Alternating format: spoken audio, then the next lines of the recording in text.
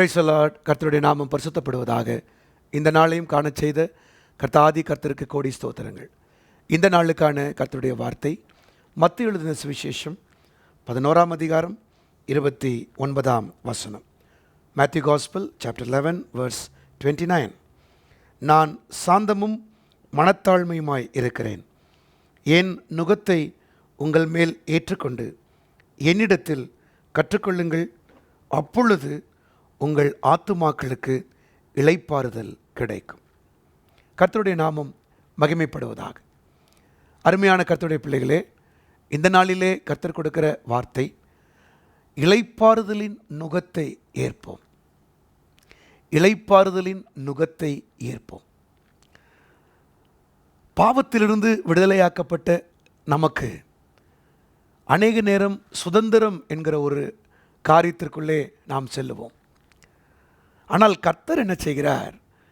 நம்மை ஒரு நுகத்திலிருந்து விடுதலையாக்கி இன்னொரு நுகத்துக்குள்ளே அழைத்து வருகிறார். அந்த நுகம் என்ன? கிறிஸ்துவின் நுகம். நுகம்னா உங்களுக்கு தெரியும். ஒரு மாடு ஒரு வண்டியை ஓட்டிட்டு போகும்போது அந்த மாடுடைய கழுத்தில் ஒரு மரத்தடியினால் செய்யப்பட்ட ஒரு நுகம் உண்டு. அது எதற்கு? மாடு தன்னிச்சையாய் இப்பொழுது அது செயல்படக்கூடாது. அந்த மாடை ஒருத்தர் கண்ட்ரோல் பண்ணணும். அதை பார்த்து தான் இந்த மாடு இப்போ போகணும். அதே போல் கர்த்தர் நம்மை பிசாசின் பிடியிலிருந்து விடுதலையாக்கி தன்னுடைய நுகத்தை நம் மீது வைக்கிறார். இந்த இடம் அநேகருக்கு கொஞ்சம் சிரமமாக இருக்கும். ஏனென்றால் இந்த 28வது வசனத்தில் வாசிக்கிறோம், வருத்தப்பட்டு பாரம் சுமக்கிறவர்களே, நீங்கள் எல்லாரும் என்னிடத்தில் வாருங்கள், நான் உங்களுக்கு இளைப்பாறுதல் தர்றேன்னு எல்லாரும் ஓடி வர்றோம்.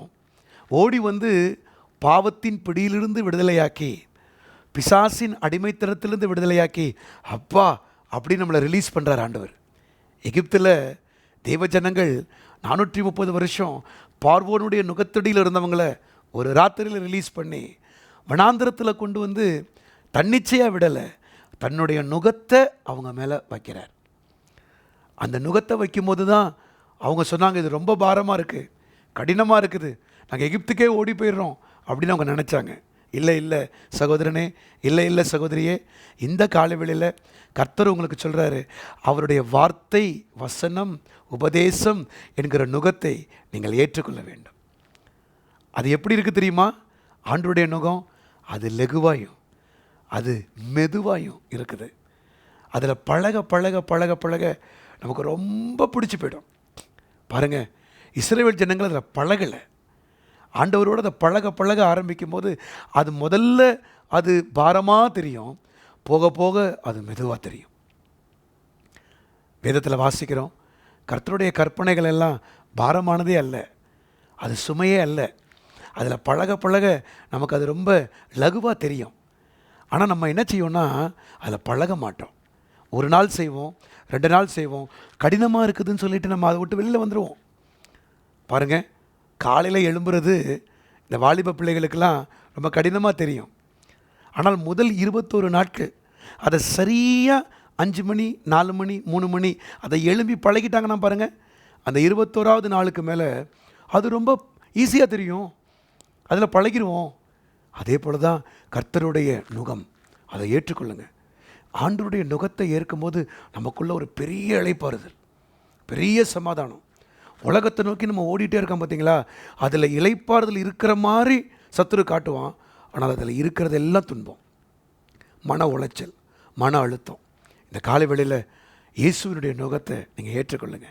அந்த நுகத்துக்கு பேரே இளைப்பாறுதலின் நுகம். பாருங்கள், பவுல் அப்போஸ்தலன் ஆண்டவருடைய நுகத்தை ஏற்றுக்கொண்டார், அதை விரும்பி ஏற்றுக்கொள்கிறார். அதனால தான் பட்டணங்கள் தோறும் கிராமங்கள் தோறும் போகும்போது கட்டுகளும் உபத்திரவங்களும் ஒரு பக்கம் இருக்கட்டும், ஆனால் இன்னொரு பக்கம் அவர் ரொம்ப என்ஜாய் பண்ணுறாரு, தன் வாழ்க்கையை ரொம்ப என்ஜாய் பண்ணுறார். அவர் சொல்கிறார் ஒரு இடத்துல, என் பிராணனையும் நான் அருமையாக எண்ணேன், சந்தோஷத்தோடு இந்த ஓட்டத்தை ஓடுகிறேன். ஆம் பிரியமானவர்களே, ஊழியத்திலலாம் அந்த நுகத்தை நாங்கள் ஏற்றுக்கொண்டு ஆண்டவரோடு பழகி ஓடும்போது ஒவ்வொரு நாளும் கர்த்தர் அதிசயமாக அற்புதமாக கர்த்தர் நடத்துகிறார். அதை தான் நான் உங்களுக்கு சொல்லித்தர்றேன். நீங்களும் ஆண்டவருடைய நுகத்தை ஏற்றுக்கொண்டு அதாவது தேவ சித்தத்தை ஏற்றுக்கொண்டு அதில் ஓடுங்க. அதில் ஒரு பெரிய இளைப்பாறுதலை கர்த்தர் உங்களுக்கு தருவார். இந்த காலை வேளையிலும் சூழ்நிலைகளை பார்த்து, உபத்திரவத்தை பார்த்து, நெருக்கத்தை பார்த்து பயப்படாதீங்க. ஆண்டவரே, நீர் என் மீது வைத்திருக்கிற நுகத்துக்காய் ஸ்தோத்திரம்னு ஓடுங்க. அந்த நுகத்துக்குள்ளே உங்கள் ஆத்துமாக்களுக்கு கர்த்தர் இளைப்பாறுதலை தருவார். ஜெபிப்போமா? பிதாவே, இந்த காலை வேளையில் நீர் கொடுத்த இந்த ரேமாவுக்காய் ஸ்தோத்திரம். நீர் வைத்திருக்கிற நுகத்தை இவர்கள் ஏற்க கர்த்தர் கற்றுத்தாருமப்பா. ஆண்டவரே, உம்முடைய நுகம் மெதுவாயும் லகுவாயும் இருக்கிறது. இதை நாங்கள் கற்றுக்கொள்ளட்டும். இந்த காலை வேளையில் நம்முடைய பிள்ளைகள் கற்றுக்கொள்ளட்டும். Let them learn from you Lord. இதில் பழகட்டும் ஆண்டவரே. இதில் பழகி பழகி உம்மோடு சமாதானமாக இருக்கும்போது அது எவ்வளவு இளைப்பாறுதல். அதை நம்முடைய பிள்ளைகள் உணர்ந்து கொள்ள இந்த காலை வேளையில் உதவி செய்யும். யாரெல்லாம் இது முடியலை, இது ரொம்ப பாரமாக இருக்குன்னு கஷ்டப்படுறாங்களோ, கர்த்தர் கிருபையின் மேல் கிருபை தந்து இந்த நுகத்தோடு பழக உதவி செய்யும். கர்த்தரதை செய்கிறபடியால் கோடி ஸ்தோத்திரங்கள், கோடி ஸ்தோத்திரங்கள். துதிகன மகிமையை உமக்கு செலுத்துகிறோம். இயேசுவின் நாமத்தில் கேட்டுக்கொள்ளுகிறோம் நல்ல பிதாவே. ஆமேன், ஆமேன், ஆமேன். God bless you. கர்த்தர் உங்களுடைய ஆத்துமாக்களுக்கு இளைப்பாறுதல் தருவாராக. ஆமேன்.